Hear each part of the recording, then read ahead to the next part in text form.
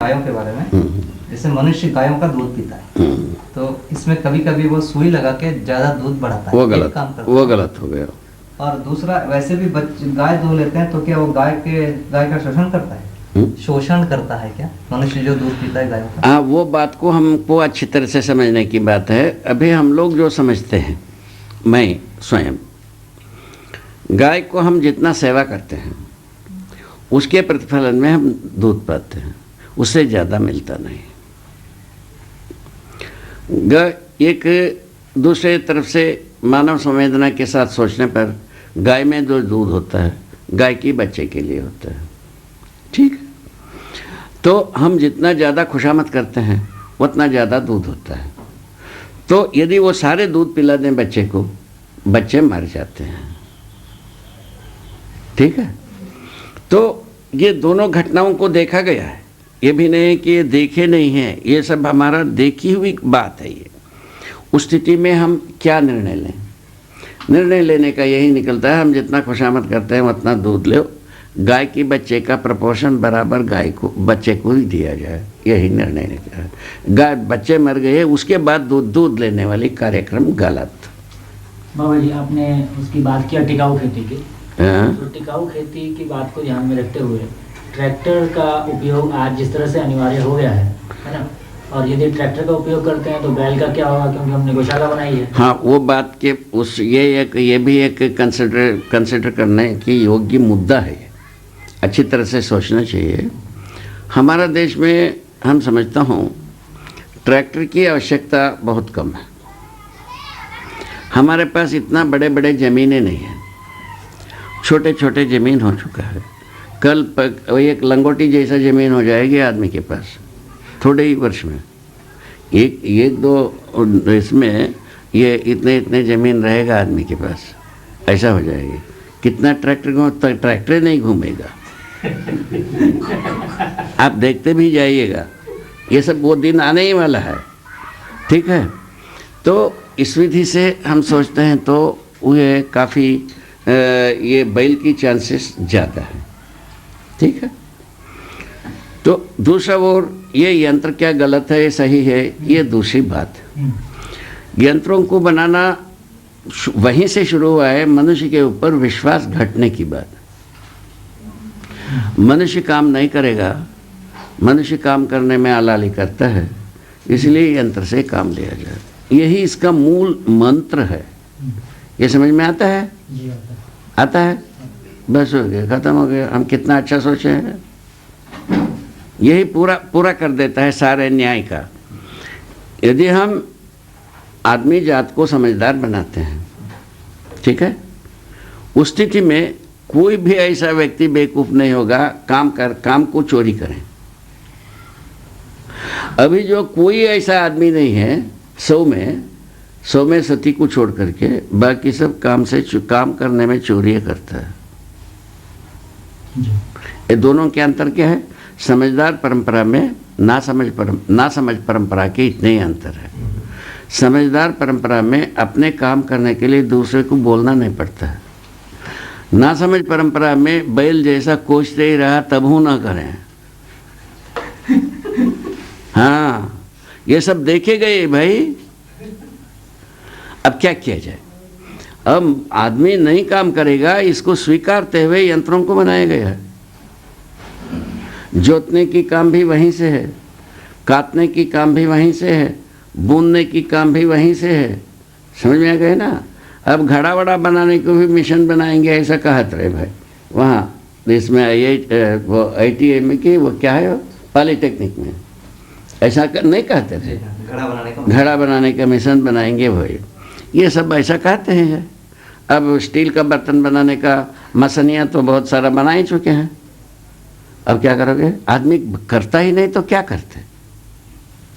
व्यापार विधि से कोई चीज़ रुक नहीं सकता, प्रोडक्शन ज़्यादा चाहिए। अब क्या हो गया?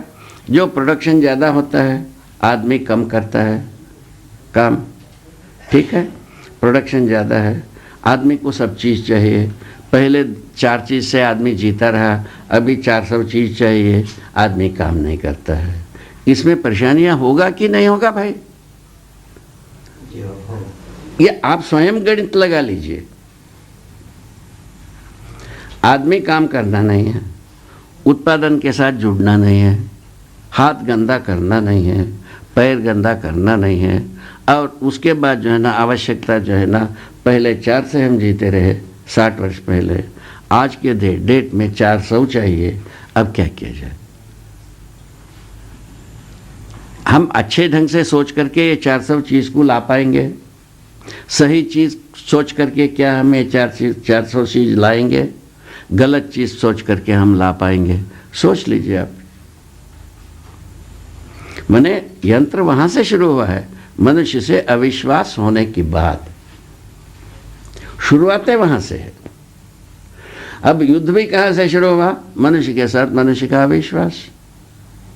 मनुष्य के साथ मनुष्य का विश्वास की दिन को पैदा ही नहीं कर पाए हैं अभी तक, जंगल युग से आज तक। दुर्घटना यहाँ है। एक प्रश्न और है बाबा, ये क्लोनिंग प्रक्रिया क्या व्यवस्था से जुड़ा हुआ है या अव्यवस्था? अव्यवस्था से। उसके बारे में कल एक थोड़ा सा झलक अपन बात किए थे। एक तरफ हम यहाँ लेकर हल्ला करते हैं जनसंख्या बढ़ गया, ठीक है, ये भी आवाज़ सुनने में आता मिलता है कि नहीं? हर दिन रेडियो में माध्यमों से हम सुनते हैं कि नहीं? सुनते हैं। और उसके बाद क्लोनिंग वाले क्या कहते हैं? अपना प्रतिरूप को 1000 बना लो, करोड़ बना लो, पैसा भर दे दो। आप ही के जैसा आदमी को आपके 1 इंच चमड़े से यदि 1 करोड़ आदमी बना दें, उतना पैसा आप देना पड़ेगा, वो आप बना के दे देंगे, ऐसा दावा करते हैं, ठीक है। तो वो दावा कहाँ तक सही है उसके बारे में ये था, पहले हमारा जैसा ही काम करने वाला होगा।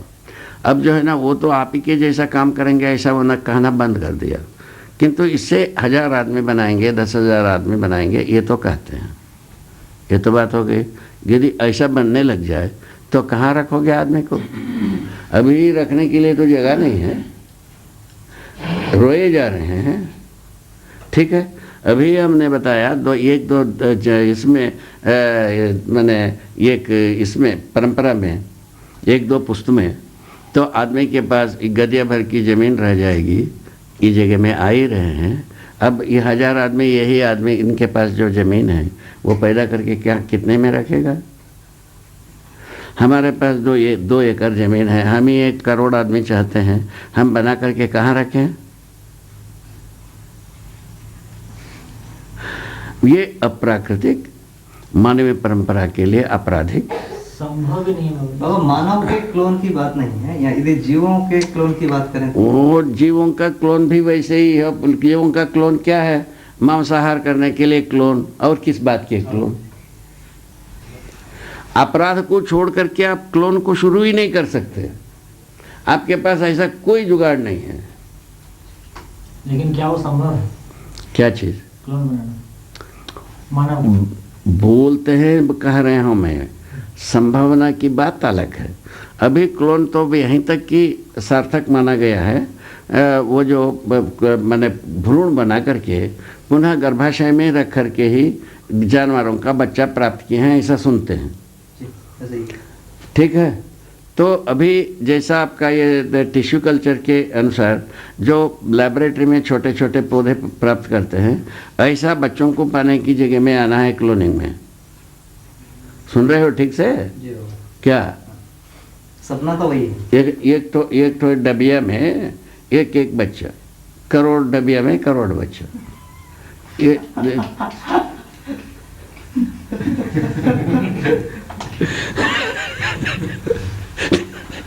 ये कल्पना तो यही है।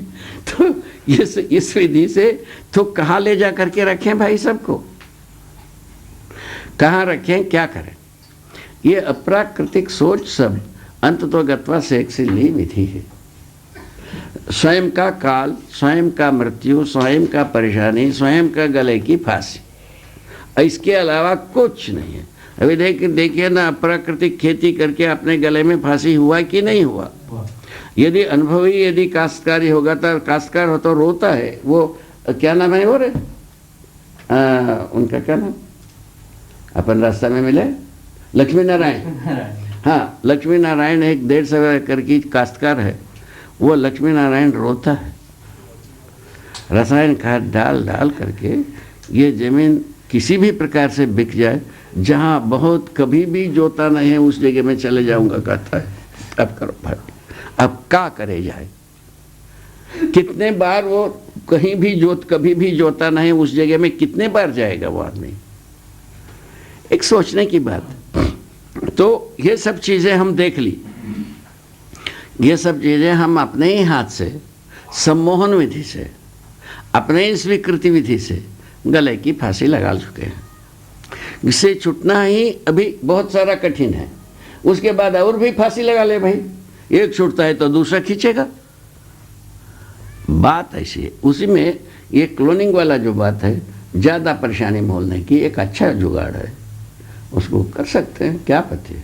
और एक प्रश्न है थोड़ा सा हट के, हमारे एक भाई ने पूछ लिया, किसी मनुष्य को पुत्र से वंचित है यदि कोई मनुष्य, तो उसको कलंकित माना जाता है। हाँ, तो ये बात जो है ना, एक सोचने की तरीका है। देखो, सभी गाय बैल सभी जानवर में यह है, कई जानवर संतान नहीं देते हैं, वो जानवर नहीं है ऐसा नहीं कहते हैं। इसी प्रकार से मनुष्य को किसी को यदि संतान नहीं होता है ना, निश्चित कारणों से किसी को संतान नहीं होने मात्र से वो मनुष्य नहीं है, ऐसा बात तो होता नहीं। पहला गुण मंत्र तो ये है। उसके बाद आता है संतान की बहुत अपेक्षा ही है, समझ लो। संसार में ऐसे बहुत सारा संतान ऐसे हैं जो पाल नहीं पाते हैं, ऐसे को ला के पाल लो, संतान आपका बना लो, खुशहाली बना लो। पहले भी दत्तपुत्र दत्त संतान के बारे में बात हुई है, पहले बहुत सारा बात ऐसे चर्चा हो चुकी है, ऐसे घटनाएं हो भी चुके हैं। उस विधि से भी अपने भाई बंध किसी भी घर परिवार गोत नात से ला करके भी पाल सकते हैं। और ये कुछ नहीं होता है तो ये बहुत सारा अस्पताल रखी हुई हैं, आवारा बच्चों को वहाँ रखे रहते हैं, वहाँ से ला लें और पाल लें, क्या तकलीफ होता है। यही एक बात हुआ। उसके बाद इन किसी से भी मन नहीं भरा, ये कृत्रिम ये क्या है, टेस्ट ट्यूब बेबी प्रोग्राम, ठीक है ना। अभी वो पूर्णिमा कर रही है ना भाई, टेस्ट ट्यूब बेबी कार्यक्रम है, और वो भी एक बहुत ही सटीक मानवता के लिए उपयोगी तो नहीं है वो, उसमें भी ये कहीं ना कहीं प्रच्छन्न रूप में संकरता वगैरह मानते हैं। उसमें ये मानते हैं तो नारियों में दोष नहीं रहता है, नर में ही दोष रहता है, ये मान लेते हैं। उसको ऐसा देखते हैं, लैब में देखने की व्यवस्था है, शुक्र कीट यदि जीवित कीट नहीं है, ऐसे जो परिवार है उनके नारियों में कोई ना कोई विधि से उसको स्थापित करने की व्यवस्था करते हैं। वो भी एक संकरता की ही कार्यक्रम है, वो अवैध हो चुका है।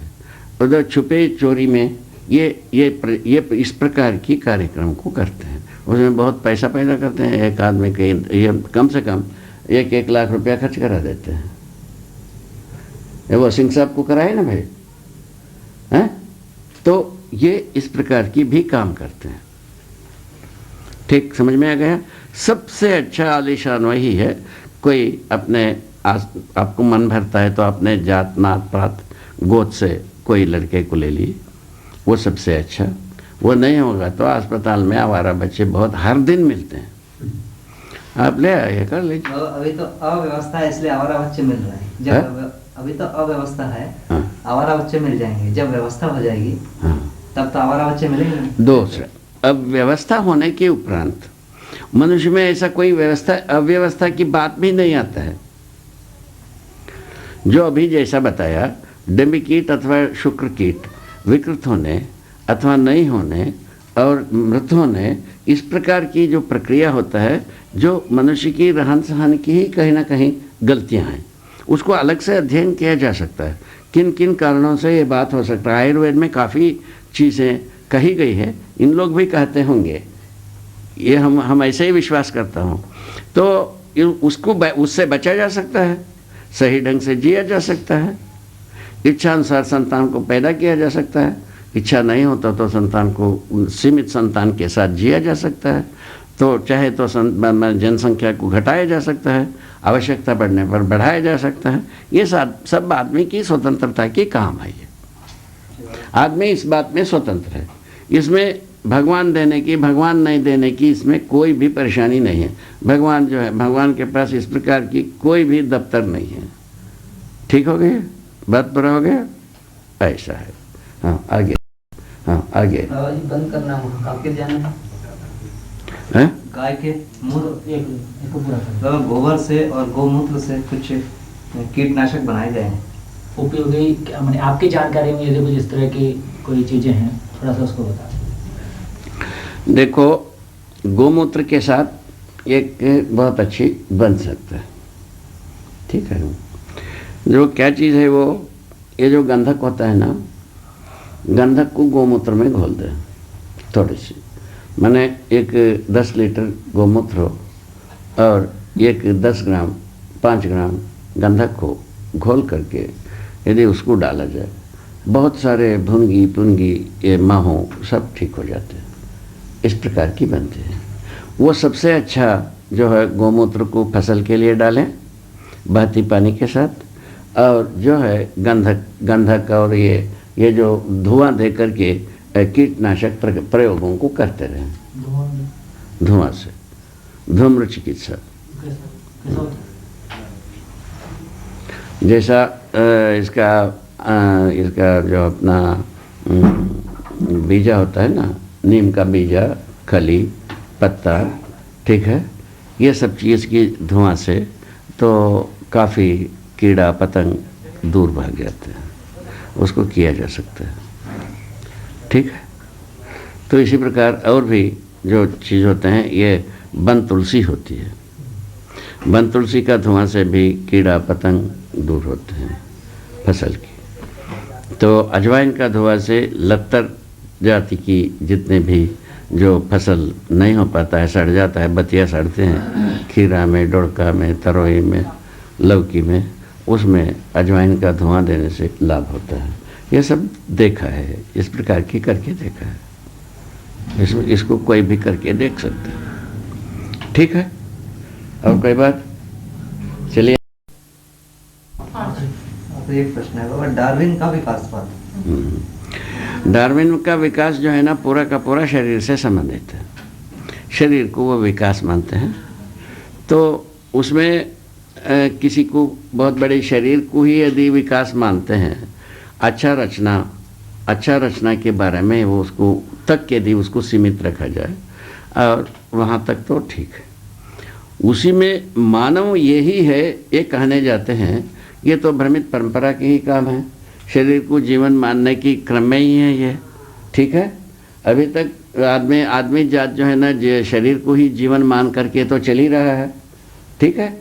तो जीवन ज्ञान से इसका परिहार है। जीवन ज्ञान के बाद ही शरीर और जीवन का निश्चित कार्य, नियत कार्य, नियति क्रम कार्य अपने को बोध हो पाता है। उसके पहले तो होने वाला नहीं है ये जो माना जाता है कि मनुष्य बंदर से पैदा हुआ है। हाँ, इसके बारे में यह सोचा जा सकता है। ये बात सही है।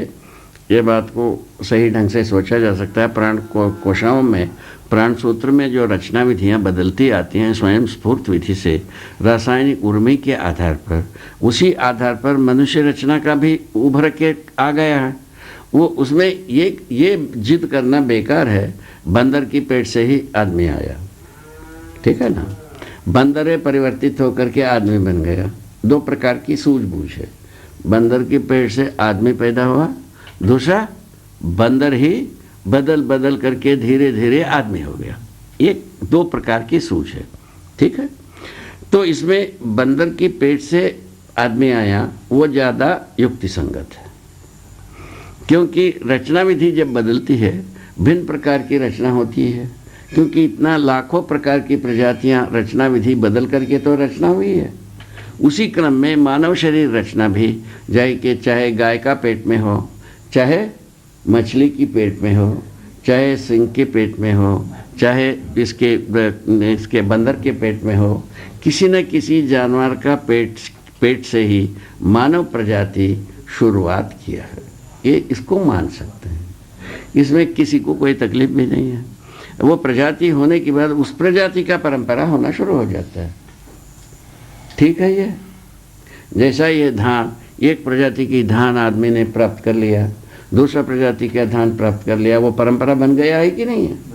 इसी भांति जो मानव भी अपने प्रजाति में एक परंपरा बनने की पहले तो किसी न किसी जीव जानवरों के पेट से ये इस प्रजाति की शरीर रचना हो चुकी, उसके बाद ये अपने स्वतंत्र परंपरा बनते आए। बाबा अभी जो जैसे कहते हैं कि बंदर की एक प्रजाति हुई जिन्होंने अपने इसका उपयोग नहीं किया पूंछ का, तो अगली पीढ़ी में पूंछ और छोटी हो गई, उसकी अगली पीढ़ी में और छोटी हुई, इस प्रकार से कई पीढ़ी में पूंछ बंद हो गई या चेहरे को ये लोग मतलब ऐसा। ठीक है ना, वो बात वही तो बताए ना, बंदर धीरे धीरे आदमी हुआ, उसको बताने की क्रम में है। ठीक है, देखिए इसमें जो है ना, मैंने अभी बहुत ज़्यादा उसमें तर्क से तो कुछ लाभ होता नहीं है, किंतु मानव का अवतरण हुआ है, ये सच्चाई है। परंपरा मानव प्रजाति की शरीर रचना का एक प्रजनन विधि बन चुकी है, ये भी पता है। वो ये भी पता है गर्भाशय में ही मानव शरीर रचना का भी संभावना और तरीका बनी हुई है, यहाँ तक सर्व मानव को विदित है। ठीक है, तो ये जो परंपरा बनने के बाद पीछे जो जहाँ से शुरुआत होता है, जैसा कुमड़ा से जो तरोई पैदा हुआ, तरोई से कुमड़ा पैदा हुआ, इस प्रकार के हम तर्क में जाते हैं, तो उससे फ़ायदा होता नहीं है। ये बात सही है, एक के बाद एक हुआ है, इतने को स्वीकारने मात्र से ही अपने को ये जो शुरुआत का जो एक ये होता है कुतूहल, उसका उत्तर पूरा हो जाता है। और इसमें जैसे जीवन के प्रकाशन के क्रम में शरीर है, शरीर रचना है, धीरे धीरे इसके जीवन के प्रकाशन के आवश्यकता अनुसार है ना, धीरे धीरे बदल के इस शेप में आया, ऐसा कहना ज़्यादा मुझे वो लगता है तर्कसंगत नहीं है। देखिए जीवन ही तो आवश्यकता को भोगता है, आवश्यकता जीव शरीर से ही शुरू हुई। अनेक जीव शरीर कैसा बना है, आवश्यकता के आधार पर तो हुआ ही है ना। अनेक प्रजाति की जीव शरीरें बन चुकी, उसमें जीवन की तृप्ति हो नहीं पाया और मनुष्य शरीर रचना हो चुकी, इसमें तृप्ति की स्थली को खोजते आया है, अभी तक पाया नहीं है। बात इतने है, उसको पाने की काम में अपन काम करें, वो ज़्यादा लाभदायी है। ठीक, हाँ बोलिए। आकर्षण तथा प्रत्याकर्षण से कंपन है, इसकी व्याख्या। हाँ, इसको कहाँ देखा जाए, कैसा देखा जाए, कैसा समझा जाए, ये बात आता है। एक तो परमाणु में मध्यांश और आश्रितांश की बात आप हम स्पष्टतया समझ चुके हैं। जब कभी आश्रितांश ये मध्यांश से दूर भागने लगते हैं, उनमें तो आकर्षण रहता ही है। किसमें? तो मध्यांश से आश्रितांशों के साथ आकर्षण बल बना ही रहता है। ठीक है, इसीलिए नियंत्रित रहते हैं। ठीक, वो नियंत्रण से बाहर जाने के स्थिति में उसमें प्रत्याकर्षण होता है। कहाँ से? ये मध्यस्थ बल प्रत्याकर्षण के रूप में अपना बल को डालता है। मध्यस्थ बल ही, उसमें आकर्षण नहीं था ही है, आश्रित अंशों में आकर्षित होने का धार नहीं था ही है। वो पर्याप्त न होने के आधार पर ये मध्यस्थ बल को प्रत्याकर्षण बल में नियोजित करता है। फलस्वरूप क्या होता है? वो निश्चित अच्छी दूरी में वापस आ जाता है ना। दूसरा प्रक्रिया वही परमाणु में प्रक्रिया होती है जो पास में आ जाते हैं। ठीक है, तो उस स्थिति में आकर्षण बल को, आकर्षण जो है ना बल जो है, जो परमाणुओं में नहीं जो बल होती है, वो प्रत्याकर्षण के रूप में परिवर्तित हो जाता है। माने अच्छे दूर में पहुंचने के लिए मध्यस्थ बल जो है ना विकर्षण बल को डालता है, तब वे प्रत्याकर्षण बल में परिवर्तित होकर के नियंत्रित हो जाते हैं। ये परमाणु की स्थिति में ये है। तो व्यवहार में आकर्षण प्रत्याकर्षण ये क्या होता है? इससे कंपनात्मक गति पैदा होता है, बात बताया। क्या कंपनात्मक गति उत्सव है। मैंने कंपनात्मक गति सदा ही एक प्रकार से नृत्य है। नृत्य होना खुशहाली का द्योतक, नियंत्रित होने का द्योतक है, स्वभाव गति में आने का द्योतक है, हंसी का द्योतक है, खुशी का द्योतक। ये ऐसा बनता है मानव भाषा में। उसी को मानव के संदर्भ में सोचा जाए, जब कोई भी हम किसी बात को, जैसा अभी बताया परमाणु के बारे में, आकर्षण प्रत्याकर्षण के बारे में बताया, जिसके फलस्वरूप वो परमाणु में अपने आप से कंपनात्मक गति पैदा होता है, फलस्वरूप परमाणु अपने स्वभाव गति में होना पाया जाता है। ठीक है, तो यही चीज़, ये चीज़ यदि मनुष्य को समझ में आता है, एक परमाणु और मनुष्य के परस्परता में एक सुखद सुंदर उत्सव होता है कि नहीं होता है। ठीक है, वो क्या हो गया अपने में, तो समझने मात्र से, समझ के वस्तु एक है परमाणु, उसकी और समझने वाली वस्तु की बीच में जो दूरी है वो घटकर एक संगीतमय स्थिति में आते हैं। उसका नाम है समझदारी। यदि ये साक्षात्कार नहीं होगा, बोध नहीं होगा, ठीक है, अनुभव नहीं होगा, हमारे में वो खुशहाली होती नहीं। यही है अध्ययन, बोध, अनुभव, उसके बाद प्रामाणिकता की हालत आती है। हम अध्ययन से, जो अध्ययन करने के क्रम में ये पहला आरंभिक वस्तु है शब्द, उसके बाद आता है उसका परिपूर्ण वस्तु, जो अध्ययन शब्द से इंगित वस्तु। इंगित वस्तु हमारे स्मरण से चलकर साक्षात्कार में उदय होना, इसका नाम है पहला स्थिति। दूसरा स्थिति अध्ययन का, वो पूरा का पूरा स्वीकृत हो जाना सदा सदा के लिए जीवन में, इसी का नाम है संस्कार, बोध। वस्तु बोध हो गई, बोध होने के पश्चात होता है अनुभव। वो अनुभव किस बात के लिए है, प्रमाणित करने, बोध होने के बीच की तृप्ति बिंदु का नाम है अनुभव। क्या नाम है रे? नाम प्रमाणित। बोध को हम प्रमाणित करते हैं, और जो प्रमाणित करने का क्रिया और बोध क्रिया के बीच में जो तृप्ति बिंदु है, इसका नाम है अनुभव। क्या बात, क्या बात है महाराज, बढ़िया। ठीक है ना। इसमें क्या है, ये आकर्षण प्रत्याकर्षण होते ही है। जैसा हम किसी वस्तु को देखने जाते हैं, नहीं तो आकर्षण में रहता हूँ मैं स्वयं, यदि उसका वो जब हम तृप्त होने लगते हैं तब प्रत्याकर्षण में परिवर्तित हो जाते हैं। प्रत्याकर्षण का मतलब वो सारे वस्तु हमारा बुद्धि में निहित हो जाता है। अच्छा। क्या बात। वो इसका नाम मतलब होता है वस्तु का स्वभाव, धर्म, प्रयोजन निहित हो जाना। ये समझ है। ये जब तक नहीं होता है तब तक हम समझे कहाँ हैं। शब्दों के साथ समझ का प्रमाण होता नहीं। वार्तालाप हो सकता है, चर्चा हो सकता है, घटना के साथ अपना किया हुआ चर्चा का एक संतना लगाने वाली काम होता है, प्रमाण तो होगा नहीं। अभी आज सवेरे जो आपके साथ शुरुआत हुई थी वो भी इसी कालम में है, ठीक है। वो मिश्रा जी था। हाँ, वो तो मिश्रा जी की बात, सवेरे की बात है। इस ढंग की बात आती रहती है। ये कहना है तो ये तृप्ति को पाने का जो संकेत है वो कंपन है। मनुष्य में क्या कहोगे उसको, उत्सव,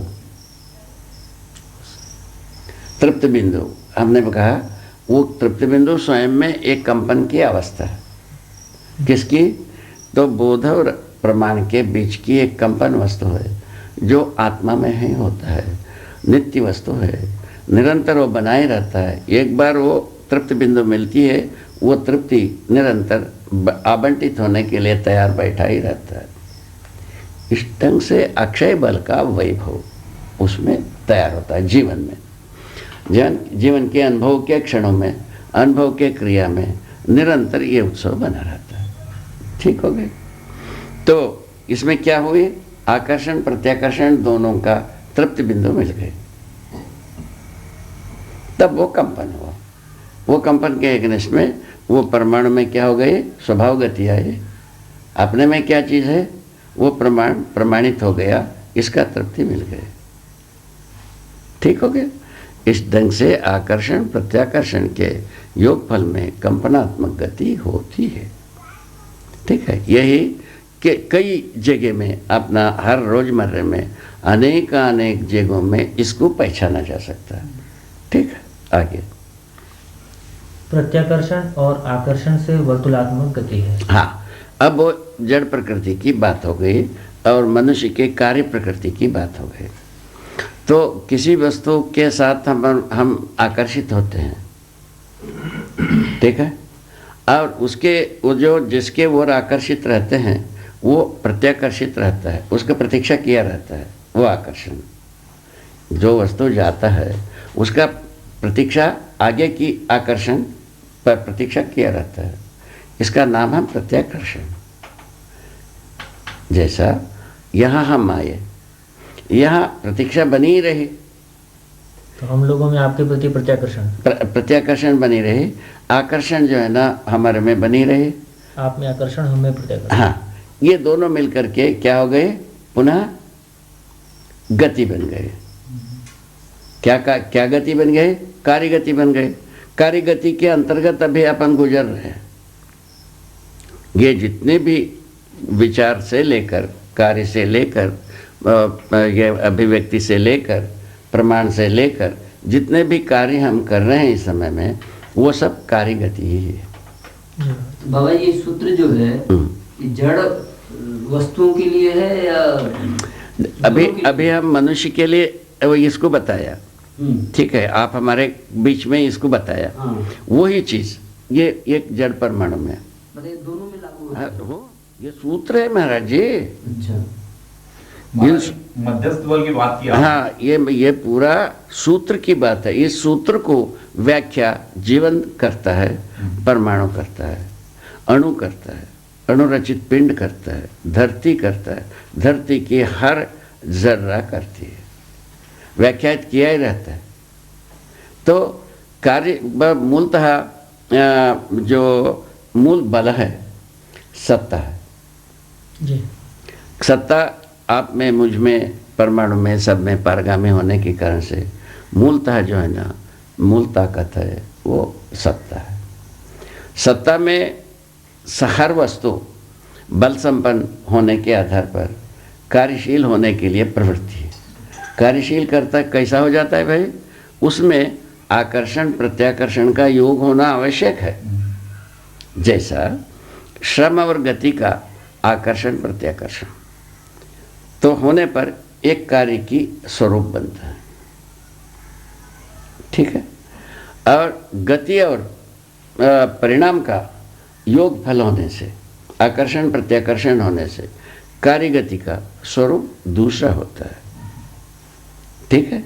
इस विधि से श्रम गति परिणाम क्रिया का अभिव्यक्ति है, व्याख्या है, क्रिया है, उसका मतलब भी है श्रम गति परिणाम है। तो सदा सदा श्रम गति परिणाम से संपन्न प्रत्येक परमाणु उत्सवित होने की विधि आकर्षण प्रत्याकर्षण के योग फल में होते ही रहता है, निरंतर होता रहता है। दो इकाइयों के बीच में दो इकाई नहीं है, एक ही इकाई की एक अंग दूसरा अवयव के साथ। जैसा आप ही बैठे हो, आपका आँख के साथ नाक, नाक के साथ हाथ, ये एक दूसरे के साथ आकर्षित प्रत्याकर्षित होने पर कार्य होगा कि नहीं होगा? होगा कि नहीं होगा? शरीर आपका एक ही है, उसी भांति परमाणु एक ही है।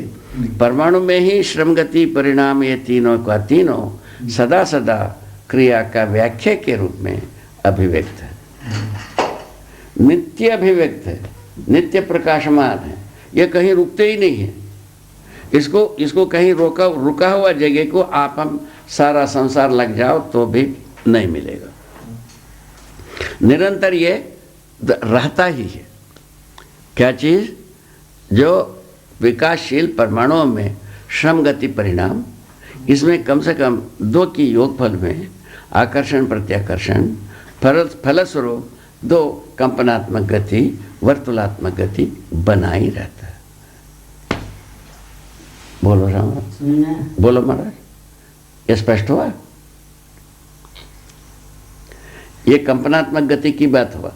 कई के लिए कंपनात्मक गति? कार्य में व्यक्त होने के लिए, ठीक है। और दूसरा बताया वर्तुलात्मक गति की बात। क्या बताया? वर्तुलात्मक ये वर्तुलात्मक गति की बात आगे की सूत्र है ना भाई?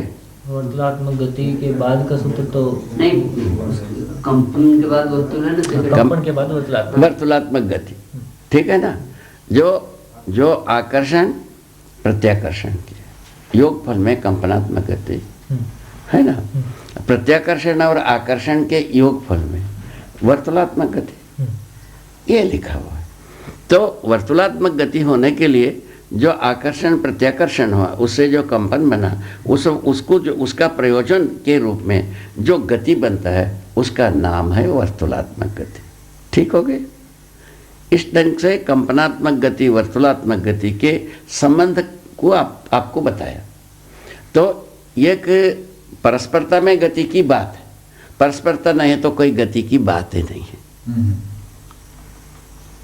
शून्य में कोई माने गति की बातें नहीं है, इकाइयों की परस्पर, शून्य कोई गति नहीं है, न तरंग है। इकाइयों की परस्परता में नहीं, एक इकाई के अंगों की परस्परता। हाँ, अब ये एक इकाई में अंग प्रत्यंगों के परस्परता में गति की बात कर रहे हैं, दोनों सूत्र। या इसमें अभी अपन क्या कर दिया, परमाणु के एक अंश दूसरा अंश, ठीक है ना, इन दोनों का योगफल में क्या है, एक के आकर्षण दूसरा का प्रत्याकर्षण, दोनों मिलकर के एक कंपन बनता है ना।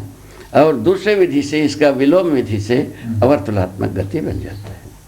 इस ढंग से कंपनात्मक गति वर्तुलात्मक गति ये दोनों ये कार्य गति कार्यशीलता का ही परिणाम है। जैसा हर परमाणु कार्यरत है, क्रियाशील है, किस आधार पर? बल संपन्नता वश, ऊर्जा संपन्नता, बल संपन्नता, चुंबकीय बल संपन्नता वश है, क्रियाशील है। क्रियाशीलता के जो निरंतर जो प्रेरणा विधि कार्य विधि दो आ गए, वह अपने में ही कार्य विधि, अपने में ही प्रेरणा विधि, ठीक है। जैसा नाक खुजवाया, हाथ जाकर के उसको खुजवा देता है, जबकि एक ही शरीर है, एक ही यूनिट है। ठीक बात है ना, ठीक बात है ना।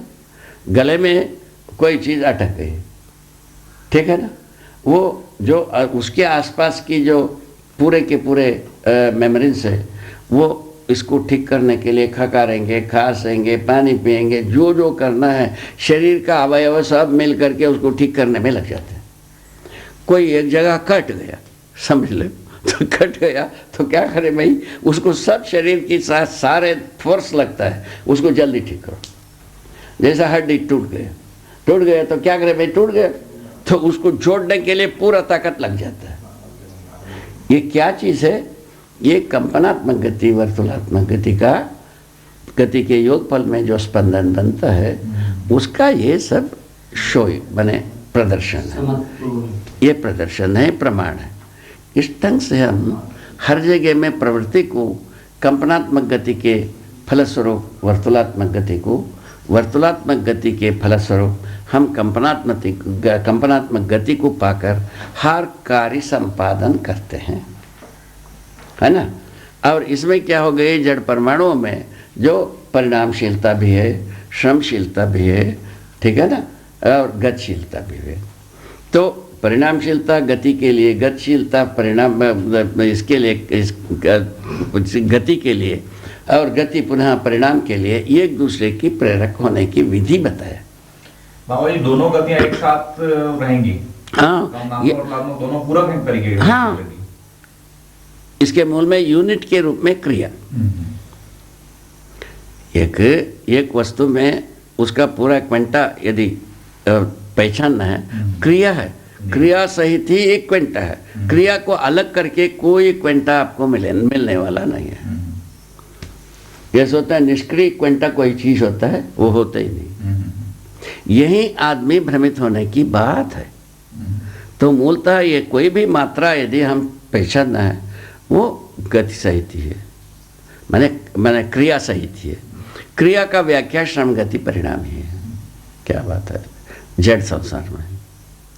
और चैतन्य संसार में क्या है, ब्रह्म और निर्भ्रम जागृति ही है और कुछ भी नहीं है।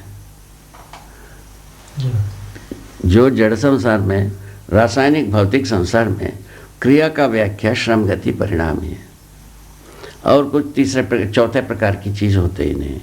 चैतन्य संसार में जो है भ्रम और जागृति ही है और कुछ होते ही नहीं। इतने में तो सारा फैसला है। इस अनंत संसार का फैसला इतने में, इतने एसेंस में बैठा हुआ है। क्या बात है। कुछ अच्छी बात बताओ। अब बाबा थोड़ा सा मैं बोल रहा था यहाँ पे, जब ये ठीक हो गया। अच्छा ले, यहाँ पे श्रम गति परिणाम को भी थोड़ा सा हाँ। थोड़ा सा बता दीजिए। देखो बेटा, बेसिकली पुनः वहीं आते हैं ऊर्जा संपन्नता की जगह में। जी। ऊर्जा संपन्नता कैसे है भाई? क्योंकि सत्ता पारगामी है। सत्ता को रोकने वाले, सत्ता को अरेस्ट करने वाले, सत्ता को अवरोध करने वाले वस्तु इस धरती पर एक भी नहीं है। पहले उसको, उस सत्य को आप अपने में अवधारणा में लाना पड़ेगा। ठीक हो गई? ये आने की बात क्या हो गई? हर वस्तु ये एक एक है। एक एक होने का क्या व्याख्या है? उसके सभी ओर सत्ता है। सत्ता में डुबाई है हर एक एक। दो चीज हो गई, प्रत्येक एक की सभी ओर सत्ता का होना ही सीमा है। सीमा का और कोई मतलब नहीं है। दूसरी बात क्या है? ये हर एक वस्तु सीमित रूप में रचित रहना। दूसरा व्याख्या ये बनता है कितना लंबा चौड़ाई में रचित हो गया। एक ये व्याख्या है। दूसरा व्याख्या रचित है, इसका पहचान क्या है? उसके सभी ओर सत्ता का होना ही है। सभी ओर सत्ता होना ही एक का नियंत्रण रेखा है। क्या बात है बाबा? पूछ लेना, ये अंतर्मुखी बहिर्मुखी, हाँ। उसके ऊपर भी एक छोटी सी। हाँ, जय जय। अभी अपन ये अच्छी तरह से समझने की कोशिश की। एक वस्तु अपने नियंत्रण, ठीक है, कैसा रहता है, नियंत्रित कैसा रहता है, नियंत्रण कैसा दिखता है।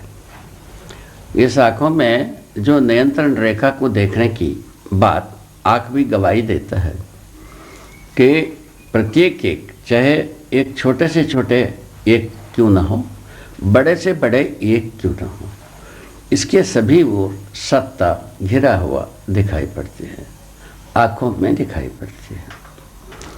यही चीज़ है जो इकाई की स्थिति, गति, मुद्रा, भंगिमा, विन्यास, हर एक का नियंत्रण रेखा यही है।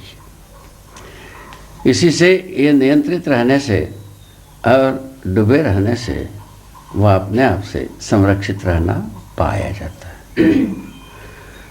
ये मुख्य में उस बात को ध्वनित करता है, वस्तु की शाश्वतीयता इसी नियंत्रणवश, ऊर्जा संपन्नतावश नित्य वर्तमान, ये उस जगह को ध्वनित करता है। ये ध्वनि से हम नाशवाद से काफ़ी, नाशवाद से जैसा भयभीत होते हैं, वो भयभीति से दूर होने की एक बहुत अच्छी रास्ता है, सुलझा हुआ रास्ता है। इसमें कोई किसी का वकालत की ज़रूरत नहीं है। स्वयं चिंतन पूर्वक अभयता की जगह को पहचाना जा सकता है। उसके लिए ये नियंत्रण, संरक्षण की एक झांकी सदा सदा प्रत्येक एक के साथ सजा ही रहती है। ये बात आपको समझ में आता है? इसी एक के संज्ञा में जो कुछ भी है, इन्हीं में कुल मिलाकर के यही आकर्षण, प्रत्याकर्षण, विकर्षण, ये सारे चीज़ ये नियंत्रण रेखा में ही होता रहता है। नियंत्रण रेखा से बाहर जा कर के कुछ नहीं होता है। अब स्वयं में एक में अनेक क्रियाएं होते हैं, उसमें परस्पर नियंत्रण, संतुलन की बात होती है, उसमें जो कुछ भी ताकतें हैं ये स्वयं के संतुलन के लिए स्वयं लगाता है और सदा सदा बने रहने के लिए सत्ता में नित्य संरक्षण है ही है। इस ढंग से हम नाश के भय से मुक्ति होने की मार्ग है, एक ये है। दूसरा बात आती है नाश की भय से मुक्ति की, जीवन नित्य है, जीवन अक्षय शक्ति अक्षय बल संपन्न है, जीवन का मृत्यु होती नहीं है, ना परिणाम होता है। अब होगा क्या भाई जीवन में, जागृति होगा या नहीं तो भ्रम रहेगा, दो ही धंधा है। ठीक है, इसके पहले की क्या थी, सारा भौतिक संसार में, रासायनिक संसार में श्रम गति परिणाम, इन तीनों पीछे पड़ा रहा। अब जीवन पद होने के पश्चात जीवन में क्या होगा, परिणाम का बातें समाप्त हो गई, परिणाम का बात समाप्त हो गया तो श्रम का निरंतरता हो गई, गति की निरंतरता हो गई।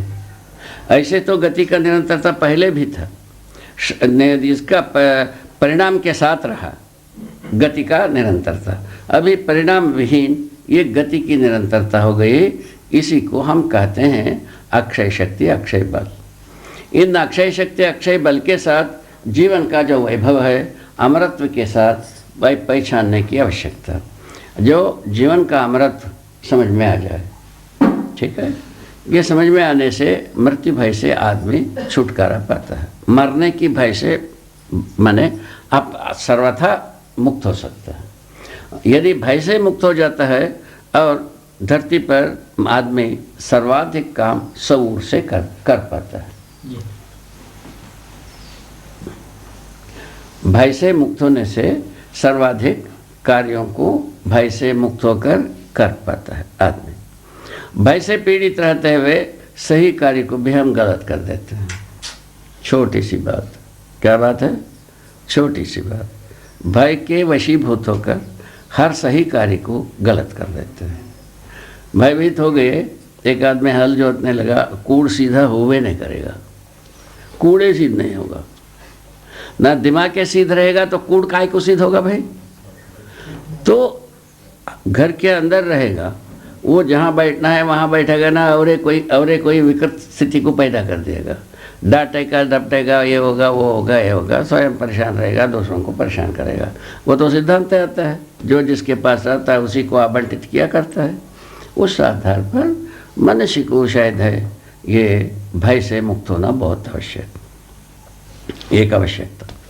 समस्या भी एक पीड़ा, समस्या को समाधान से तृप्त करने की आवश्यकता। समाधानित रहने से, भय से मुक्त रहने से आदमी सभी कार्य को शऊर से करता है। समाधानित रहने से मनुष्य के साथ जितने भी परिस्थितियाँ आता है उसका जवाब हो जाता है, एक दूसरे की संतुष्टि मिलने की तरीका निकलती है और प्रसन्न होने की दिन आती है, क्षण आती है।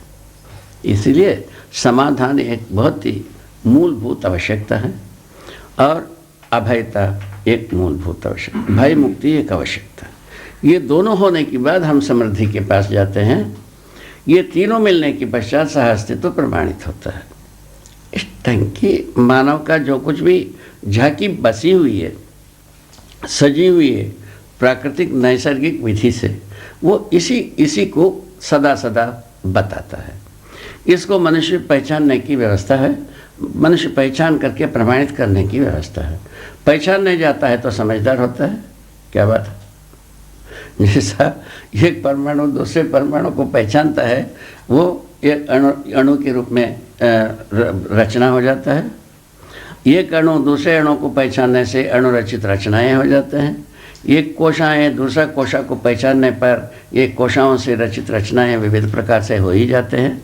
और एक ईंटा दूसरे ईंटा को पहचानने की विधि से दीवार सीधा हो जाता है। इसी प्रकार हर एक रचनाएं एक दूसरे को पहचानने के क्रम में रखी हुई है। हर रचना, हर सही रचना, हर सार्थक रचना कुल मिलाकर के एक दूसरे को पहचानने के क्रम में रखा हुआ है। इस ढंग से बना। उसी में मनुष्य भी वैसी में आता है। एक मनुष्य दूसरे मनुष्य को पहचानने के क्रम में ही सही गलती होती है। ठीक हो गई पूरा। चाहते हैं क्या है पूछा तो सही चाहते हैं, सही चाहना हो तो सबूर से पहचाना जाए। क्या सबूर से पहचाना जाए भाई? तो हर मनुष्य जो ना समाधान चाहता है, इसीलिए समाधान से जुड़ा जाए। हर मनुष्य भयभीति से मुक्ति चाहता है, माने अभयता से जुड़ा जाए। हर व्यक्ति समृद्धि को प्यार करता है, स्वीकारता है, इसीलिए समृद्धि से जुड़ा जाए। तो इसी अस्तित्व सहज रूप में ही हम सह अस्तित्व में हैं, इसीलिए सह अस्तित्व से जुड़ा जाए। जोड़ने की 4 तरीका हो, 4 आयाम हुई। आप हम मंगल मैत्री समाधान पाने का और सुखी होने का 4 आयाम हुए। सह अस्तित्व विधि से हम सुखी हो सकते हैं, अभयता विधि से सुख की संभावना बन जाती है, समृद्धि विधि से सुख की संभावना आती है, समाधान विधि से सुख की संभावना आता है। सुख की संभावना का 4 डायमेंशन अपने आप से रखा हुआ। इसको प्रयोग करना है नहीं करना है उसको डिसाइड करना है, ये तो व्यक्ति ही करेगा। प्रयोग करना है तो समझदार होगा ही, नहीं प्रयोग करना है तो समझदार होगा नहीं। ठीक है, समझना वस्तु की ही होगा। समाधान वस्तु के रूप में क्या चीज़ है? अभय अर्थात भय से मुक्ति वास्तविक रूप में है क्या चीज़? वस्तु के रूप में। वस्तु के रूप में जाते हो तो विश्वास, विश्वास का धारक वाहक आदमी। बोलो महाराज, वस्तु के रूप में, गति के रूप में विश्वास है। अभयता का जो सकारात्मक भाषा है वो विश्वास है। सदा सदा वर्तमान में विश्वास रखना ही मनुष्य का भय से मुक्ति का प्रमाण है। और मनुष्य से भयभीत होकर के मिलने की जगह में विश्वास पूर्वक मिलता है। सुख की संभावना, समाधान की संभावना बनता है कि नहीं बनता है? तो भयभीत होकर के एक दूसरे से मिलने से कहाँ संभावना बनता है? सुख की संभावना तो करोड़ों दूर मैल दूर भागता है। ठीक है, तो मनुष्य को परस्पर मिलने के लिए विश्वास चाहिए, परस्पर मिलने के लिए साथ साथ होने का अरमान चाहिए, सह अस्तित्व चाहिए। मनुष्य से मनुष्य मिलकर जीने के लिए समृद्धि चाहिए, तो और समाधान माने निरंतर चाहिए। ये 4 चीज़ को मैंने अपने में सजो के रखने के लिए मूल मंत्र है समझदारी। समझदारी आने के बाद जो ईमानदारी, समझदारी के साथ ईमानदारी बरतता है, ये चीज़ें आने लगती हैं। उसके साथ जिम्मेवारी होने से और प्रमाणित होने के पास में होते हैं। भागीदारी कर देने पर प्रमाणित हो ही जाते हैं। इस विधि से हम अपने को अपना पहचान समाधान, समृद्धि, अभय, सहअस्तित्व पूर्वक अस्तित्व में प्रस्तुत करना सफल हो जाता है। हाँ, आगे की बिंदु।